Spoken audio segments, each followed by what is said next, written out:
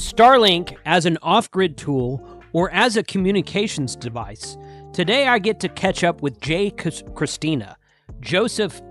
His channel name is J Christina. I talked about him a little bit on my ham radio versus Starlink video, and I shared a link from one of his videos where he was talking about direct-to-cell availability for the T-Mobile customer through Starlink. He reached out to me after he saw my video, and we got together, and we're going to talk today about all about Starlink, everything you want to know about Starlink. Probably not everything. This conversation went on for a long time, so I think we're going to do a follow-up. So check this out. Follow Joseph at the link in the description below to his channel, and I hope you enjoy this episode. All right, man. Well, Joe, thank you for joining today. Take a quick moment and tell everyone about you, what you do, your YouTube channel, and all that kind of stuff. I found you through a subscriber of mine that had recommended one of your videos, and then it that's kind of how all this culminated together. So please go ahead. Yeah, so I'm Joseph Christina. I started out doing computer stuff. So I am a administrator, right? The tech guy, right? The geek. But I also went to school for commercial art, advertising design, and video production. And that's kind of where we got involved with the whole YouTube thing. Originally, I started out doing a show called Digital Photography Cafe. I did all photography with me and a colleague of mine. We used to travel the country going from event to event to event, all the way from New York, all the way to LA and Las Vegas and MGM Grand and all that. We would get booths and we would interview CEOs and, the movers and shakers in the market. Basically, that's what we did back when no one knew what a podcast was. It was like 15 years ago. Right. So then we migrated into what is now the JC show, right? And Joseph Christina being me. And I do a JC live it's usually on Fridays, right around 8:30 or so, Eastern Standard Time in the evening. But what really blew up, I started out doing Life After Adobe Cutting the Cord. That really went pretty well. Then I went to the whole life after Microsoft Windows, moving into Linux. I'm always like the alternative guy, right? That's like how I am. But then I started with this Starlink thing because I have a service, which was AT&T DSL, which was Uverse eventually. And it was such garbage. It was just crap. So slow that, an entire family was using 15 megs down and 1.5 megabits up. Ouch. Yeah. Painful, right? That's terrible. And this was it's still connected today. So when SpaceX came about with the whole Starlink thing, I was coming in right when the beta was transitioning. So I literally have unit number 2008. Wow. Yeah, it's like literally that. So on the original Leave At Your House version, on the Gen 2 when it came out of the round beta. The Gen 1s into Gen 2. So my Gen 2 is like Gen 2 2000.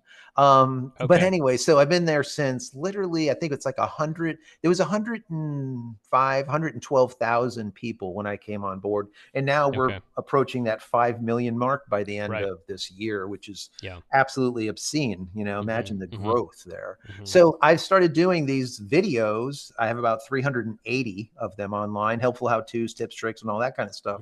But I did it for myself, and I just started sharing with people. I'm like, look, this is revolutionary for myself and the family.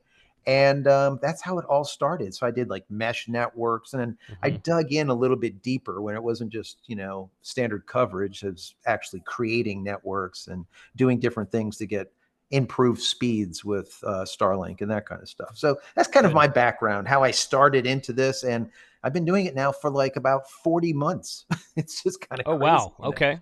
Good. Well, I got my first, so my wife and I have a rental house in Galveston that we own. We rent it out as a vacation rental. And when it's not being rented, it's pretty much stays booked up during from Memorial Day through the summer until school starts. When it's not being rented, we try to get down there as much as we can. We live in the Dallas-Fort Worth area, and I'm about 5 hours drive north of there. So the reason I'm telling you that is because on the island of Galveston, the internet sucks. It's just absolutely. They use a service called Xfinity, and people swear by it. People are like, "Oh, it's great." I talked to locals who live there, and I'm like, either our house is down on what's called the west end of Galveston. That's where some of the larger lots are. My house isn't that big, but I have a larger lot, and I'm on the beach side. I'm 2 rows off the Gulf of Mexico, off the ocean. And I think that maybe once you get that far out, the service just isn't, the infrastructure just isn't there, Yeah. maybe, or something. I Yeah. don't know. So I started looking at Starlink about, I want to say it was about 3 years ago. And this was before the RV package came out. Okay. Right. So they used to call what they call roam now. You used to go to starlink.com/RV, and that was Hmm. their roaming package. They didn't call it that back then. Right. So Right. before that came out, I What was it, ordered like portability or something? If you would like, you could get it attached or something for like $15 at the time or so. something It was like like a that. small, yeah, Yeah, yeah, but it yeah, was yeah. locked down to a grid square. Like if you Right. traveled outside of your grid area, it wouldn't work. So, and it was not a port. It was a dish made to be mounted on your house. It was not very. Right. It was large and bulky. So I ordered that for my Galveston house, and it said the market was oversaturated. There weren't enough satellites in the air yet, so they made me wait. They're like, 6 to 8 months. I'm like, okay. During that time is when the RV package came out, and again, this is what they call the Roam package today. So I go into my account, and I was like, switch from this to this, and send me the RV package. And they're like, okay, cool. So I have what I call the Gen 1 of the RV package. It's the one. It's the rectangular dish with the motor in it. You just put it on the Yep. ground with a little tripod, and it kind of points itself around. Yeah, that's That's the called a one. Gen. They call it the Gen 2. That's the same one that Okay. I actually have on the top of my house, Okay. and then also on the top of the studio. It does fully articulate the same thing. So yeah, Yeah. it has the Yeah. has the Okay. motor in it. Yep. Right. Yeah. Okay. So that's the Gen 2 because I wasn't sure how many versions were before that. Yeah. And then so that's what I'm still using today, and primarily I've had really good luck with it. But we do a ham radio convention in Huntsville, Alabama every August, and it's in this state park on top of a mountain, and it's got these Hmm. 30 and 40 foot tall trees. It's just covered. It's a beautiful area, but the Starlink does not work. Like it doesn't Right. penetrate through those trees. But Yeah. if you're out in an open camping area, I have a hunting lease about an hour and a half north of here, and we go deer hunting during November and December, and that's actually where it's at right now. It's up there running right now, Oh and well. I just leave it there, and it works beautifully up there. So I started. So that's where I started. I started right when the RV package came out, before they called it Roam. I think it was like $135 a month back then for an Yep. unlimited package, Yep. and That's now what it it's up to was. like 165 or 165. Yeah.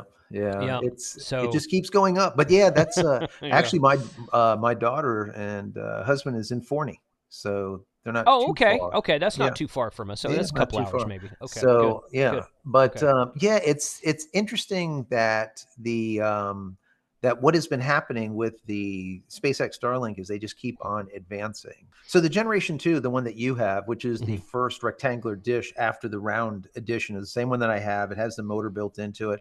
But like you were saying, with like a canopy of trees, it doesn't Yeah. do well. Also, when you're dealing with any type of rain, like heavy duty rain, you end up Mm. with rain fade, and either you're going to lose connection altogether, or it will slightly slow down. Either which way, but that's always an issue when it comes to satellite, no matter what. This really, Right. it's very hard to get around it. The new Generation 3 version, the one with the little Hmm. kickstand, which is not the ones that we have, but the one that has the little Hmm. kickstand, it doesn't spin around, it's not fully articulated, doesn't have the motor mounted into it or Right. anything. You have to Right. actually position yourself.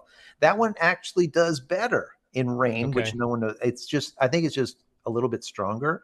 It Okay. does better in rain. And then also, if people want to get the larger one, which is the Big Daddy, the business Hmm. class version, it's like $2,500. It's way too Oh, expensive. wow. But yeah, but that one has very minimal rain fade, but it's literally like 21 by 20 or something, 22 by Oh, 21. yeah, It's that's more big. square but big. It's Hmm. hefty. Yeah. And now we have the mini. Right. And the Right. mini Hmm. is probably something that a lot of people on your channel, as well as mine, are Hmm. very passionate about, because a lot of us are off road, off grid. We do a lot of off Right. road stuff. You're camping, you're doing RVing, all this kind of stuff. And the mini, what makes that special is the damn thing actually allows you to plug in a barrel connector right from your battery source, so Hmm. you can run it off 12 volt, Hmm. instead of running it off AC. So you don't have to do that inversion using an inverter. Right. You lose 10-15%. So that's awesome. that's Yeah. that's been that's been something that we've been talking a lot lately on the channel, is that Right. mini, and a lot of people are liking it. And we just saw just 2 days ago it went from 599 down to 449.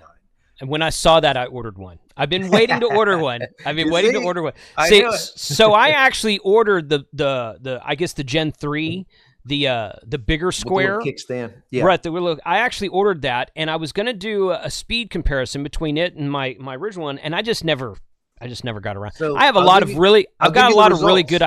Okay. I've So, got a lot of really good ideas that I never can bring yeah, to light. So yeah, I was I gonna hear do you. a speed comparison between those two, and I never got around to it. So I ended up getting rid of that. Right. And I was like, because someone told me, and this is a question I was going to ask you. Someone told me, and I want to hear your speed result Yeah, test as well. Someone told me that in the tree canopy thing, the mini works a lot better. it does. And they also told me that it would run on 12 volt. One person said it would run on 12 volts. Somebody else said, no, it runs on USB-C and it'll run from 12 to 48 volts. And I'm like, okay, so whichever Well, one it's that true. That is. is But actually true. That is okay, actually true. So you can do okay, it. You can set it up in different methodologies, but yeah, you okay. can plug in USB-C. So what really is nice about it, obviously, is the fact that you can run it off a battery, a Jackery Right, or an correct. Mm-hmm. EcoFlow or just whatever you got. You could just run it off that like for a long time. Take four And panels, put them up for 2-3 hours, and fill the thing up again, and you're what ready kind to of go overnight. what kind of connector is on the other side? If you're plugging in a barrel connector to the mini dish itself, what kind of connector is on the other side? Is it a I USB believe C? it's barrel to USB-C. I Okay, believe, okay, right? I don't all have right. one as of yet, but I Yeah, believe and that's how it goes. I should But have mine as this week actually, so I'm going to be yeah, doing a video about that, obviously. But yeah, that's. yeah, I that's know that a lot of people were saying, "Hey, this is a great when that Gen 2 came out in the RV package. This is a great idea. Why does it require 110 volt alternating current?" And I'm like, well, it does technically say RV, not roaming. So it just the next logical progression is for it to go to an actual 12 volt DC system. So this is exactly. one reason I got it. So Yeah, okay, no, go that's a ahead. big thing. So as far as Yeah. the speeds go, you're looking at about 1 to 2 milliseconds quicker when it comes to latency. So your latency is Okay. going to come down just a very, very, just a small amount. Mm-hmm. But the download speed with the Gen 2, like what we have currently, those Gen Mm-hmm. 2s, let's say if you're getting 210 down or 170 down, Mm-hmm. you'll literally get about 250 down with the Okay. new one.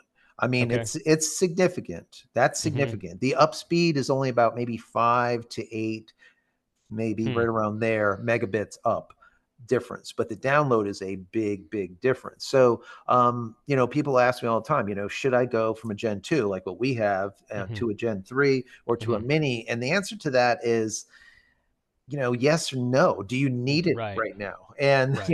if Mm-hmm. do you need that extra speed right this minute? If not, the Gen 4s will be in production. They're probably going to come out first quarter of Okay. 2025, number one. Number two, they're really going to be honed in to the version 3 Starlink satellites. Obviously, Mm-hmm. right now we have the version 1.5s and the version 2.0 minis that are currently up there that are Mm-hmm. doing a good job. The 1.0s are kind of sloughing off. You're burning up all the time.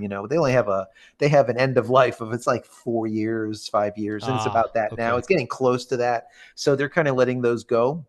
But the version 5s and the version 2.0 minis that actually communicate through lasers, those communication lasers, forming that network around the entire planet, those are the good ones, so to speak. Mm-hmm. But when you have a 2.0 mini overhead, you can tell the difference because Hmm. you'll see speeds from like 100 megabits to 200 megabits just from that difference in Hmm. satellite. So the version 3s that will be up there probably by first quarter of 2025 once Starship gets on board and we're not blowing them up and they're landing safely and now we're Mm. able to Yeah. use them more commercially, let's say, and they can use that Pez dispenser to launch out all those version 3 Yeah. satellites. That's going to be a revolutionary thing for all of us Starlink Hmm. people. And the reason Mm-hmm. being is those satellites now are 4 times the size, but they're also 10 times the capacity. So that means Oh. that they're going to be able to, you're not going to have any down areas. 10 times Mm-hmm. capacity, that's per one. 4 times the size. Okay, they're bigger. That's why they have to launch through the large Starship and not on a Falcon 9. So Mm-hmm. it's really this is big because Elon Musk's idea is with these new satellites, he wants to bring them lower. So instead of at 530 kilometers, they're going to be in the 400s. So 470, Mm-hmm. 450, 430, somewhere on there. So they're going to be in the 400s. That means it's going to be closer. So they're going to have lower latency and then, of course, Mm-hmm. faster times. It's going to be quicker. And then you're going to end up with much better. let's just say connectivity. And the reason being is, once again, they're 10x for each one of those. Right. It's just like launching 10 other satellites. So the only thing is it's not like a one-to-one. And what is important to know here is that since they're going to be 100 kilometers lower, right? Think of that cone of instance where it strikes the Earth. As you get closer and closer, obviously that cone gets tighter and tighter, right? When you're further back, the cone is large. That's why you see these, Iridium, and you have, what is it, HughesNet, and all the rest of them that are sitting in geo. They have one satellite that's hitting the entire, country because they're so far away. But so as they're getting closer, what's going to end up happening is you're going to end up with that tighter conal area, meaning that you need more satellites. So even though they're a 10x, let's call them a 7x. What I mean? Something like that, because you're going to need more of them. But also, their end of life is going to be sooner because they're closer to the planet. Once again, more atmospheric drag. They're only going to have so much propellant on there to keep them up there. So they're going to be changing them out a little bit more often. But still, faster is better, no matter how you look at it. Totally. And he's looking at sub 20 milliseconds latency Oh, that's really good then. Yeah, that's totally good. Yeah. Yeah. So that's So I did a video a while back. Well, first of all, two things. I talk about Yellowstone first. So, so a group of friends and I, a bunch of ham radio guys, we traveled out and stayed for a weekend at Yellowstone National Park. This last July, just July of this year, just a few months ago. And I took the Starlink with me because there's no cell phone towers inside of a national park. And it worked great for internet. We clear line of sight to the sky, no problems at all. Worked great for internet. This was before I should have tested the Direct-To-Cell, because I don't have T-Mobile. And I wanted to ask you about that, but I don't have T-Mobile, but a friend of mine has T-Mobile. So, and I didn't know about that at the time, so we didn't test that. But I have AT&T, and I let all my buddies connect to internet. We were checking emails. We were watching some YouTube videos. No problem at all. But when I would pick up my phone to dial my wife at night, I would call her, and I don't have cell service, so I'm using Wi-Fi calling over my phone connected to the Starlink system. And we were able to communicate. Okay, communication took place, but I would get this beep in my phone every couple minutes that says low latency or bad connection, and it would eventually drop. I'd call her back, or she'd call me back like that. She's like, yeah, it started making some beeping noise, and I lost you. So, and we had to do that 3 or 4 times every night that we spoke. So I said that somebody... You know how YouTube is, right? Everybody's got an opinion about something. So like belly buttons, yeah. yeah. So I'm talking about how radio, you don't need satellite, you don't need infrastructure, you don't need cell towers, and people are like, well, yeah, but my Starlink always works, and I'm like, no, it really doesn't. I mean, not as far as phone calls go, anyway. Now the internet worked, right? And in another 2 to 5 years, you're probably going to have a whole different playing field than you have today. But I find that it's that, and especially if you're like if you're like in a rain area like you just described, if you're in a treed area, if you're in a forest or something, and these are places where radio will still work, but I have found Starlink or satellite to not work as well. And people are talking about sat phones. I want to do a whole series on sat phones as well, because I think I have said I say at the beginning of all my comparison videos, I'm like, look, get everything. Don't limit yourself to this or that, or even radio, even ham radio. You want to get a ham radio, go do it. It's a great tool, and here's why, and I lay out all the features. But I'm like, don't neglect anything. I'm like, your smartphone is an incredible off-grid communications tool if you're out in the woods somewhere and you have cell service. Okay? Absolutely. If redundancy. Exactly. Redundancy is always a good thing. So, and I love my Starlink. I absolutely love it. I'm going to put that mini dish on my truck. I've already bought a roof rack mount to mount the mini dish onto, so I'm going to use it mobile, and kind of see do some experimenting with it and see how it works and whatnot. But so a couple of things, latency, like you were talking about, you were seeing that there was that latency thing, and the reason being is probably the phone or whatever app you're using requires a latency under, let's say, 30 milliseconds or under Okay. 40 milliseconds. And then what will happen is you got some spikes to over Mhm. that. And it's like, oh, hey, we can't do this. This is way too Mhm. high because it's not used to that, because it's not used Right. to using a satellite. Now, imagine the latency here with SpaceX Starlink that sits between 30 and 60 milliseconds in Mhm. comparison to a Usenet or Viasat that's sitting Oh, in yeah. geo, right? Oh, yeah. That's about 600 to Mhm. 700 to 1,000 milliseconds to Mhm. a second of latency, which is Mhm. makes it impossible. You're basically talking once again on a walkie-talkie at that point, right? Right. Yeah. Mhm. So, but I think that I think it was a software issue and not necessarily a Starlink issue when it comes to that communication. I think that Okay. it just didn't work well with it. If you Mhm. had a piece of software that would, you wouldn't have that problem. Okay. Secondly, Okay. once the version 3.0s come on board and we're seeing latency, like for example, right now in my location, I'm getting latency anywhere from about 14 milliseconds to about 24 milliseconds, which Okay. is obscene. I mean, that is Yeah. just really That's good. great. That's The really good. reason Yeah. being the reason being is I used to have a POP or a point of presence that was in Mhm. Atlanta, Georgia. I'm in Florida. That's Mhm. 700 miles from me, right? Mhm. But a POP came up in Miami, which is 70 miles, right? Ah. And they connected me to the Miami. When I got connected to the POP in Miami, everything changed. All of a sudden, latency went from like 40, 50, 60 milliseconds into the teens. I will literally on a Friday night do the JC live show. Mhm. I call it Free Speech Friday, and we just hang out and just shoot it. And doing the show, I will do some ping tests, and while I'm broadcasting 4K, I'm getting like 15, 18 milliseconds latency. Are you So live streaming on Starlink? yes, live streaming on Okay. Starlink. Okay. So, Okay. yeah, so that's the recently I'm streaming through fiber and Starlink, and Okay. that's just because we got fiber after 30 years at this location. Okay, Yeah. so Okay. All right. so that's I just got you. I that's like got you. brand new. That's literally Right. 2 weeks old. But yes, Okay. we've been streaming for the last 3 years, 40 months, Okay. whatever, on Starlink and Okay. doing a good job of it. Now, the second point, and you were talking about the connection and having redundancy Mhm. and sat phones. Well, now with DTC or direct to cell Mhm. connectivity, Mhm. your phone, unmodified phone, turns into what we would all know as an old Iridium or like an old sat phone or whatever, right? Right. Right. So now all of a sudden we have a sat phone in our hands. Now, the thing is right now there's contracts signed with like 7 different operators, and the US operator is T-Mobile. Okay, so Okay. Okay. there's others, Opus, there's a lot of different ones, but Yeah. so T-Mobile here in the US has the SpaceX Starlink DTC service. Now you'll be able to text, all right, Mhm. by Mhm. next month if you have T-Mobile. But Okay.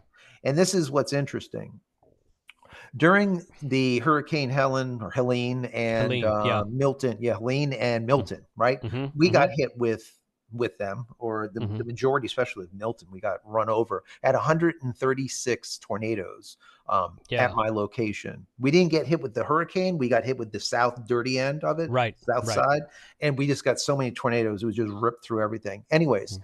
That being said, during the JC live show, I'm sitting here, my wife's sitting there. I'm like, I just heard that the FCC released SpaceX Starlink to use DTC in these disaster areas or in hurricane struck areas. So I'm like, well, we got Mm. hit by the damn hurricane. Let's try this. I Mm. shut everything off on the phone and I text my wife next to me. The damn thing goes through. But Really? here's Mm. the thing Mm. of it though. Here's the Mhm. thing of it. Mhm. I, like you, are using AT&T, Mm. right? I was Mhm. using AT&T. So I remember a few shows before that, I said, if a hurricane came by or some type of disaster, well, the FCC can't just say, we're going to let T-Mobile customers use the service, right? As a one-time type of use, and Right. not AT&T or Verizon. So there's a guy stuck on a house with T-Mobile. He lives, but the guy with AT&T, he perishes. They can't do that, Right. right? Yeah. So Yeah. what they did was the FCC released SpaceX Starlink to allow DTC coverage on any On provider during that everything. whole period of time. Hmm. So that And said, texting only for Mhm. 2025 or 2024 Mhm. into first quarter of 2025, the second quarter, right around there, we're going to see phone calls being able to be made. And then towards the end of 2025, we're going to see data. And currently Okay. they're getting up to 14, 16 megabits is what they're seeing as far as data. But you don't really want to use it for data. But you know what? Right. The thing here though, which is really odd, I think it's amazing, is I'm using this phone and I'm using it through DTC and I'm Mhm. texting my wife and I'm inside a poured concrete, 8-inch walled poured concrete studio, Mhm. and the signal obviously has to be coming through the roof because it's not going through these damn walls, you know. These are heavy walls, Yeah. right? So we're getting signal through the roof from a satellite at 530 kilometers. Wow. That's That's pretty that's pretty that's cool. Yeah. that's pretty amazing. That's Yeah. pretty amazing. Yeah. And Yeah. you know, doing it live to show people was pretty cool too, because it's like if Yeah. you tell someone that, they're like, "There's no way. How can your phone go through, you know, a Yeah. ceiling to a satellite, Mhm. you know, sitting at 500 and Yeah. some kilometers in space?" But it works. It works. Now, Anyway, so go ahead. is there some sort of special service or app or something you have to enable DTC on T-Mobile? Is it some other kind of extra something you have to sign up for, or is it just there? It's just there, It's just just there. like just like we used it. I Mhm. went into, you know, I swiped down, shut everything off, so there's no connectivity at all, to zero.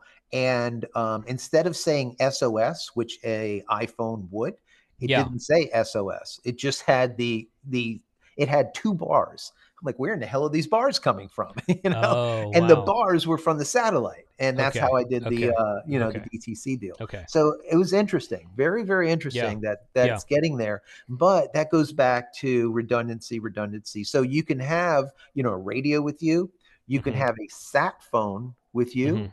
and Mhm. then for your internet, you can have your mini and Mhm. now have high speed internet literally on the top of a mountain somewhere, which is Right. kind of crazy. Right.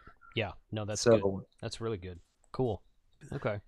Well, I'm looking forward to trying mine. I've got a yeah, like I said, I've got AT&T, but I have I'm working on another project with I think you mentioned a moment ago about I can't remember how you worded it right now, but you were like you want to get oh, you were talking about getting off of Microsoft or getting going oh Linux and that yes, kind of thing.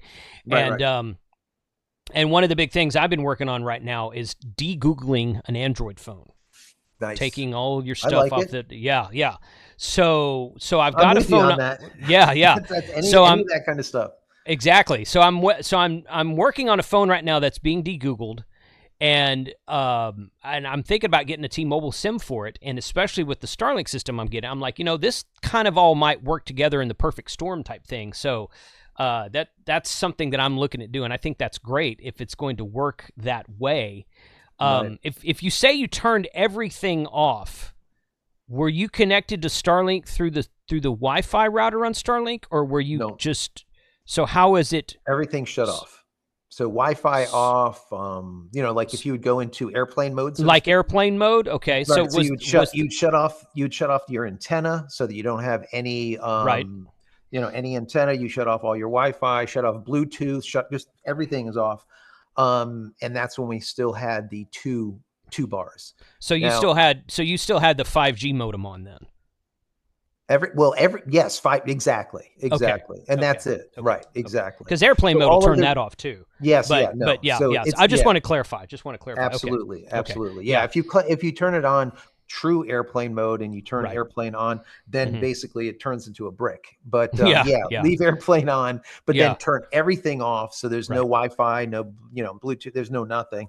Hmm. And that's when we were able to get the connection. We weren't Hmm. able to call, but I didn't Right. expect that Yeah. we were going to be able to, Hmm. but we weren't Hmm. able, you know, we couldn't do that because it's truly only for texting. Hmm. And what was interesting is T-Mobile put this big thing out, this big piece where, you know, there was hundreds of thousands of text messages that were sent through DTC during the Hmm. hurricane. It was like a big thing. but you didn't hear AT&T, you didn't hear Verizon, you didn't hear anyone else say that, right? Right. Interesting, Yeah. because Right. you're Interesting. constantly because you're Mm-hmm. constantly giving Elon trash about this thing, saying that it's going Right. to interfere with their service and all of this other nonsense. And come to Uh, find out, they're saving, just by opening it up to everyone, he's saving lives yeah. across the board, not Mm-hmm. just on T-Mobile. So, Yeah. T-Mobile got the credit with their 100,000 connections or whatever, Mm-hmm. but Mm-hmm. we don't know how many connections were done through Verizon or through AT&T. And T. Yeah. And I would venture to say it's more than what was connected through Mm-hmm. T-Mobile, because Mm-hmm. chances are in these areas, usually Verizon and AT&T have a larger footprint than T-Mobile for the most Right. part. Right. But either way, I just thought it was funny. They didn't even talk about Mm. it at all. So I did an entire video just on that point. It's like, well, Yeah. I Why just not? love it. Right. Yeah. Why not? Yeah, I That's love the great. idea of de-Googling a phone. Yeah. So, Uh-huh. I went Mm-hmm. from the dumping Adobe 5 years Mm-hmm. ago with the Life After Adobe Cutting the Cord series. And now we went into the Windows, cutting the cord with Mm-hmm. Windows and Mm-hmm. Microsoft, Mm-hmm. Billy the Kid. And we've been running on Linux for about 150 some days, 160 days, Mm-hmm. with no Windows at all. My Windows is still sitting right here for all, probably with some dust on it. So this is Nice. Windows. Yeah. So Yeah. and people are always like, "Oh, can you do that?" Because I'm a DP, but I'm also a director of photography. So I do Mm-hmm. other stuff like episodic TV and a lot of video production, a lot of editing and whatnot. Can you Mm-hmm. do it? Yeah. We use DaVinci Resolve, no problem. We use Mm-hmm. other pieces of software without any issues at all. So yeah, and that's just cutting away from Windows, because we know Windows is going from what is their end of life? I think it's November of 2025. I think that's the end of it. They're not updating it any longer. You have to go to Windows 11. Right. Windows 11 has telemetry like crazy. I mean, Mm. for a while with that recall thing, it was taking a picture of your screen every 2 to 3 Yeah. seconds, right? Yeah. And Yeah. then distilling that down using your Mm-hmm. processing power and sending it off. It's like, Mm-hmm. can you imagine the amount of data that Microsoft is getting if it takes a Mm. picture of your screen every 2 to 3 seconds? Yeah. I Yeah. mean, that's everything. That's, Mm-hmm. where you go, what you do, what you see, what you don't see, your Mm. password, everything. It just literally takes it all. Total So invasion of privacy. But completely. yeah. Yeah. Yeah. Yeah. Do you use OBS on Linux? OBS. Absolutely. Do Yeah. you? Okay. Yeah. Because Yeah. yeah, I'm running OBS to record this session right now, Yeah. And and then that's we have primarily what I use. Yeah, the Stream Deck. Okay. little stream deck Yep. Mm-hmm. here, Okay. we got the larger, stream deck here, and then, Okay. all the rest of the stuff. We have the Scarlett, so, Mm-hmm. which brings in a lot of the, audio, like, Mm-hmm. Mm-hmm. whatever we're going to be using Mm. for audio. Little right now we're just using little pencils, but we have like electro voice, the RE20s and all the rest of the Yeah. bigger, expensive voice, with all the compressors and all the rest of stuff. But it goes all through the Scarlett, no problem, straight Mm. into Linux, and it doesn't know the difference. It doesn't care. Mm. Mm. It doesn't care what That's operating cool. system. The Yeah. biggest thing when you're moving from Windows to Linux is finding the applications that you use that Uh-huh. are cross-platform or will run under Wine or other type Right. of system that's going to be able to be like that layer, Mm-hmm. Mm-hmm. between Mm-hmm. the Windows app and Mm-hmm. Linux. So you could, sometimes it's hard to find. It really Yeah. depends, Yeah. on what it is. And that's why, I've been doing this whole series, and I tell people, look, this is my experience. It's not going to be yours, Mm-hmm. but I Mm-hmm. teach them how to do it, teach people how to do it, move from Windows to Linux. And, honestly, we're using, I tried, I think 7 or 8 distributions so far. Mm-hmm. And we are currently using Linux Mint 22, I think it is. Okay. Okay. And the thing is just solid. I Yeah. mean, Yeah. it's solid I've heard good without things too many about Mint. problems. Yeah, Well, not bad. this is a Starlink recording, but we should get together and talk Yeah. about leaving Windows for Linux and whatnot, because I've always been fascinated by that. But as far as the Starlink goes, using Mm-hmm. it like you're using it, Mm-hmm. I want to know from you your experience with it. Obviously, you're having some issues when you're talking about making phone calls. How Mm-hmm. was it when you were out there in the open as far as the internet and speeds? What kind of speeds were you getting? That's a good question. I didn't have any problems with the internet. Of course, Gmail was fine. Right. Watching YouTube was fine. My main thing my main issue I've had with Starlink, and most people don't have this. You and I might have this, but most people don't. Is that Right. and you probably know this already, but your upload speed is what you need. You need a good upload speed to live stream on YouTube, live stream in HD on YouTube, I should say. And 100%. I have live streamed from Starlink 2 or 3 times on location in national parks or state parks or whatnot, and it works. And sometimes it kind of lags, and sometimes it gets a little pixelated, but it does work. But that's because, like, hey, I'm getting 200 gigs down or 200 megs down, but I'm only getting like 4 megs up or something like that. So so when you were talking earlier about the boost in speeds for download and upload both, I'm like, okay, if you're gonna get, You will. you need a minimum of 5 megs to live stream, but 10 to 15 is much better. Yeah, you should And not be getting 4 to 5 megabits well, again, ups. it's very dependent. See, okay, this is another comment I get a lot of times. You know, I was talking about radio in another video, and some guy came along. He goes, "Well, my Starlink always works." I'm like, "No, it actually doesn't, because I take mine to when you take yours to different places, it's Yeah. very different. It's very Hmm. different." And you talked about Hurricane Helene a minute ago, and one statement I had made on another live stream last week was that, hey, people are think, oh, well, Starlink, we just set up Starlink, and Starlink will open communication in these post-disaster areas. And I'm like, well, yeah, if you've got one in a backpack that you're going to come in and deploy after the fact, because if you had one on your home and your home got destroyed by a hurricane, guess what? That Yeah, it Starlink doesn't dish is matter. gone. Yeah. Same with the satellite dish, same with ham radio antenna, same with everything. Everything's gone. Your 4G Right. tower down the road is gone. So yeah, keep a Starlink in a backpack and for portable deployment, and that's great. But I've just noticed my thing is, and I haven't tried this. I've tried it maybe 5 times in the last year and a half that I've had Starlink. Well, I should say 5 different locations. I use it up at my hunting lease, and it does work pretty well up there. But it's very location dependent. Like, I didn't even try it. I remember doing a speed test in Yellowstone National Park. Hmm. I don't remember what the results were, but I remember thinking, yeah, that's not going to work for live streaming. We're not going to be able to Wow. live stream. Okay. But So but that was more of an upload thing than a download, because you were able to watch a YouTube movie just fine. right, And it, exactly. so So kind of one of those things. I had the exact same problem, exactly what you're saying. And obviously, we have the exact same issue because we're trying to Yeah. live stream, right? We're trying Right. to push out 1080p, we're trying to push out Right. 4K, and you need bandwidth to do it. And Mm-hmm. so the the thing that I used to do was I would bond the connections, right? Okay. So I would have Starlink and I would have my AT&T. Then finally, I ended up having Starlink and T-Mobile. Okay, so I had Okay. T-Mobile home internet. So then what I would do is I would take the T-Mobile and the Starlink and I would do a packet level, not session, a packet level bond, right? So Okay. what that will allow us to do is it will send either it'll go through the fastest source or it will split up and mirror the packets. And whichever Hmm. packet gets there first takes it, so to speak. And it And how does do you this. set that up? So you could do it through software. Like for Uh-huh. example, we would use sometimes on an individual PC, we would use Speedify, or we would use Okay. on the router. We'll have a router, and we would Mm-hmm. have a multi WAN router, right? And you'd Okay. have two feeds. You have Starlink going in, and you have T-Mobile going in, right? Mm-hmm. Mm-hmm. Well, right now, it's funny you say that. I am right now working on this. The So Raspberry Pi. this Okay. is the Raspberry Pi. This is an older one. This is an 8 gig 4, right? It's the Okay. 4.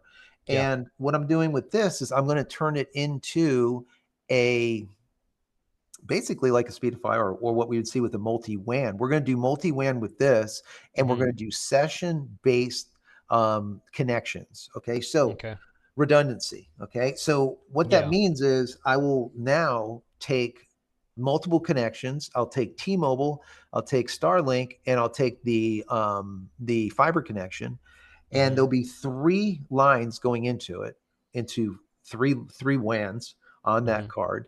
I'm going to load it up and I'm going to set it up once again as this redundancy on a packet based level. So, what it will allow me to do then is broadcast and not have to worry about one going down or even 2 connections going down. I will still be broadcasting. Okay. Mm-hmm. So, like for you, let's say you have two connections and you have Starlink and you have, maybe AT&T Internet Air, you got Verizon Home Internet, or you got T-Mobile's Home Internet, or whatever.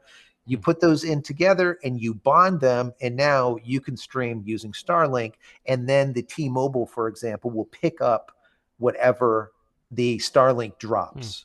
And since it is a packet based, not a session based, that means Mhm. that even if it went down, you won't have to restart your YouTube feed because you Ah. went down, you went Mhm. black, right? Yeah. So it's on a packet base, meaning Mhm. that it will not ever go down.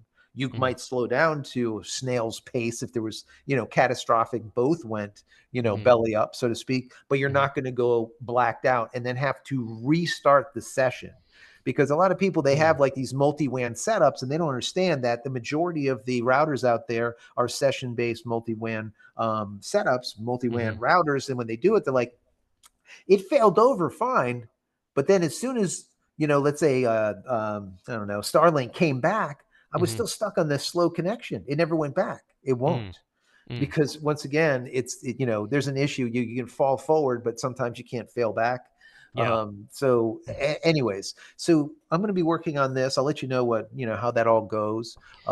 Because if it ends up working as I see it working, or as I'm dreaming it work, that doesn't mean it will. But as I Yeah. feel like it's going to Yeah. work, Yeah. literally for the cost of a Raspberry Pi, Yeah. I don't know, a USB to 3.1 Ethernet, Uh-huh. and maybe another box of parts for making an enclosure, Mhm. you're probably out maybe 60, $80. And now you Mhm. have Mhm. something that will give you continuous connection if you need it.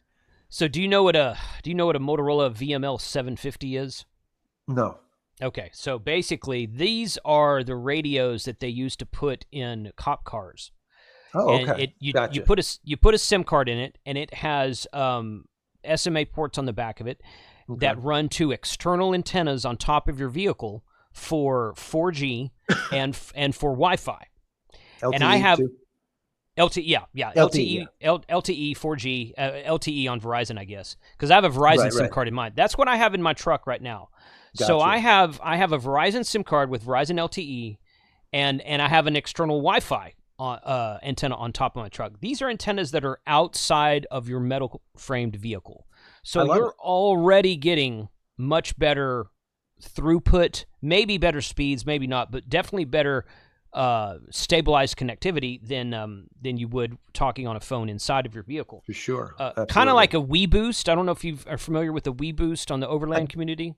Yeah, you know what? Let me ask you this. Uh, Let me ask you, how does that compare with, for example, I have on the outside of the studio a waveform, a yeah. MIMO, a 4x4, Mm-hmm. right? MIMO, Mm-hmm. four cables out, right?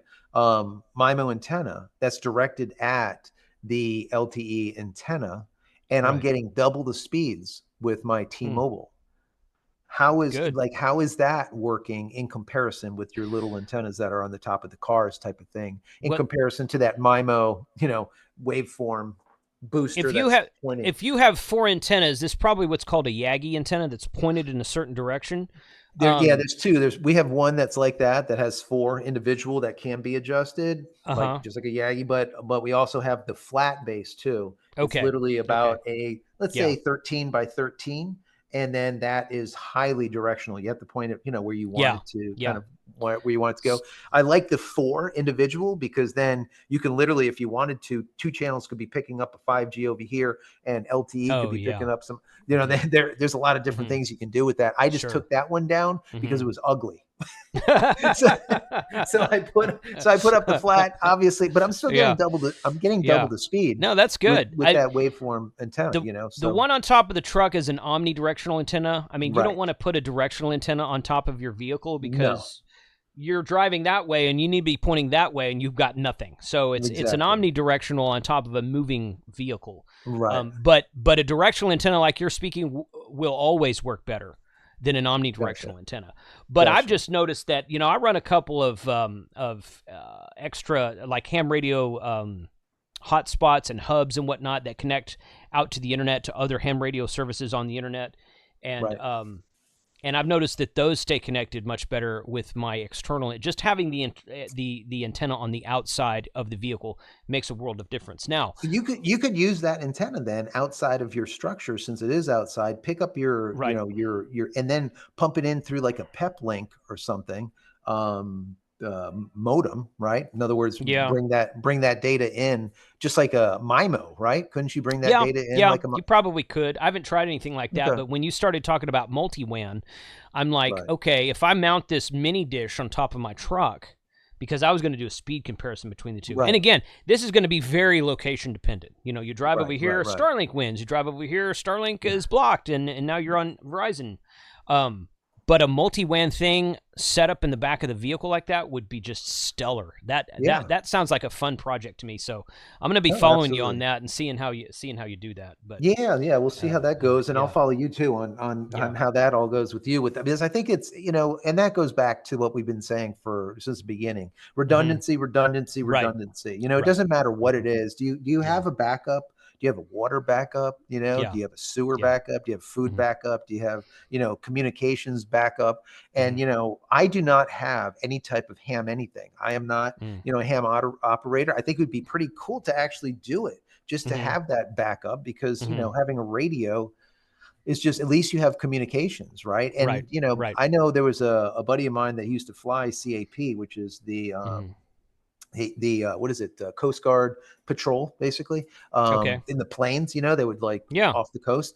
yeah, And the CAP, they were, yeah, coastal, I think it's Coast Guard Air Patrol, I think is what it stands for. But anyways, he civil was used to civil be air patrol, civil, maybe it's civil, it could be civil air civil. patrol, So yeah, he was a ham radio operator hmm too. hmm Obviously he was a pilot, and he had all this stuff. And I remember he used to do some really amazing modem connections, hmm getting like 10 megabits down or 20 meg, and that at that time it at the was like time, amazing, yeah, because I'm hmm sitting with AT&T with two lines coming yeah, in bonded yeah, pairs, and the yeah, most that they can come up with is 15 megabits bonded. yeah, yeah, yeah, So yeah, that yeah. was always interesting. But yeah, I'm sure you do stuff like that too, or Yeah, have. one of the most popular things. Well, I shouldn't say that. One of the things we do, it's popular. I don't know how widely popular it is. There's a program called WinLink, and this will run. It was primarily originally on Windows, but it does run on Debian Linux and Raspbian, or flavors of Raspberry Pi, whatnot. There's different applications to Right. run it. And what this does is this takes and interfaces your once you have a separate device to interface your radio with your computer. Some of these more modern radios have what's called sound cards, so you just plug a USB cable in and you're done. So you Wow. interface your radio with a computer. It can be a Raspberry Pi computer or a laptop or whatever. And then you open this WinLink program and you type up an email and you hit send. You are not connected to the internet, and you're probably not even connected to a power source other than the battery that you have sitting next to you. So you're Wow. totally off grid right now. You're running on your own power source, and you're running on a radio on that power source, and you send an email over the radio, and the radio sends a digital signal, and it goes somewhere in the world, and it's picked up by what's called a WinLink gateway, and that WinLink gateway picks up that radio signal and pipes it out to the internet, and then the person on the other end receives a Gmail from you totally off grid. That And is it's really pretty cool. it's really That is kind of cool. cool the way and there's multiple, and that's just one. WinLink is one example. There's So who multiple so who options that work pays like who that. pays for the back end of that? Usually it's people like myself. Like I can build a WinLink gateway and put it up here at my home. That way Okay. that people can use it from out and about. So it's So usually a it's ham more radio operators. community, like It's more community community. based. Yeah, it's a community thing. Yeah, I totally. love it. Yep. I love Yeah. that. It's very stuff like that's intriguing to me, because you're sitting out there in the middle of nowhere. And I know Jeep guys. I've gotten in the overland community lately. I know Jeep guys that'll drive out to an area and they'll hold their phone out. It's like, nope, we still got signal. Keep going. They'll go until they stop somewhere. And they're like, okay, all Yeah, right, no signal, and that's where they'll camp for that tonight. you're right. And I'm like, okay, so we can go out there. We can still communicate, because radio doesn't require Absolutely. any infrastructure. So that's kind of one of the things that's always been fascinating to me about radio, and that I try to explain on my channel, because some people don't understand. Well, wait a minute, you still got to have internet. No, you don't. You don't have to have that at all. So, Right. You just need to have that but proxy somewhere yeah, that wants to take those ones and zeros and convert them right, into your yeah, Gmail or yeah, whatever. There's just got to correct, be yeah, someone out there that's nice. So yeah, let me ask you, if you're in the hmm middle of the desert, in the middle of hmm nowhere, and there's no towers for hundreds and hundreds of miles, let's say, hmm hmm um, how is the signal obtained? How do you get? Is it how far would these radios go? Like as So backups. right. So the thing about ham radio is there's multiple bands and frequencies. Okay, Right, so CB radio has one band, one and 40 channels, 40 frequencies. right. GMRS has like one band and like 22 frequencies. Ham radio, we have multiple bands with multiple frequencies. So some of the higher frequencies like VHF and UHF are more used for local communications somewhere That's inside. basically licensed at that point, right? Right, yes, To yeah. use. Well, it's all licensed. This is all, Okay, your ham radio license covers all of this. gotcha. And so VHF UHF comms is used for, usually a neighborhood or a city or a county coverage, something like that, maybe a couple of cities, something like that. If you have Right. a repeater on a very tall tower, you can cover a wider area. But HF, which is actually lower frequencies, like sometimes around near where your broadcast radio station is for your car stereo. Oh, Okay, okay. so HF radio, which actually includes CB radio, instead of using what's called skywave, there's a whole thing here, and I don't want to get too deep into it, but instead of using skywave propagation, which basically means your radio signal goes straight up or up at an angle and bounces off the atmosphere and comes down, it uses ground wave propagation. So your radio signal is Interesting. bouncing along the Uh-huh. curvature of the Earth. And Gotcha. with that, you can reach out a lot farther, and you don't need a tower or infrastructure or something like that closer to you. So there's a program we do in ham radio called Parks on the Air. I keep talking about national and state parks. And what we do is we Right. go out to these parks and we set up a radio station. Very cool. Independent radio, battery, and antenna, just all in a little pack. We set it up, and the object is to make as many contacts as you can from inside of that park, that national park, or I'll go out Right. there and I'll make 150 contacts, and I'll talk to people all across the USA, people in Canada, South America. I'll talk to, Right. sometimes I'll be able to pick up people in Europe and Italy and stuff like that. Amazing. And that's on So the what would you call it? Was it HF, R? So, and yeah, that's on yeah. the right. So now That's if the you're in a ground wave. Yeah. valley, so hmm if you're in a valley, you're not going to be using that, right? Well, it makes it more difficult in a valley, but it's still possible. It's still Okay, possible gotcha. to do that. So Gotcha. yeah, but yeah, if you're out in the middle of nowhere and you're like, there's nothing around, and you want to make long distance, like several 100-mile contacts, HF is the way to go. Gotcha. Gotcha. So Gotcha. That's cool. yeah, That is yeah, definitely interesting. But yeah. going back to the whole, redundancy, I just like the hmm idea of having ham, like having Starlink, Yes. having multiple means of communication, because you don't know when things are just going to go south. And Right. having solar to be able to recharge. And now that the hmm mini actually allows you to run it off battery and not have hmm to invert the power, Right. which loses 10, 15, 20% just with the hmm inverter, unless you have a sign really good. For the most part, you're losing a ton of power just by inverting it. I Right. mean, just using it direct. I think that they're really moving forward with this stuff Yeah. a lot. No, that's So, good. I mean, I don't know. I think 2025 is going to be a really, really massive year hmm for everyone that has Starlink. hmm And the reason being is their speeds and the reliability is going to go through the roof. Okay. hmm Elon was saying that he is going to really try for a gigabit connection. hmm And the only way to do that is to have those satellites closer and closer. hmm My understanding is the satellites that have the E node Bs hmm built onto them, the E node Bs, the basically your modem that converts the satellite into a cell tower. hmm Those satellites are now sitting at 320 to 340.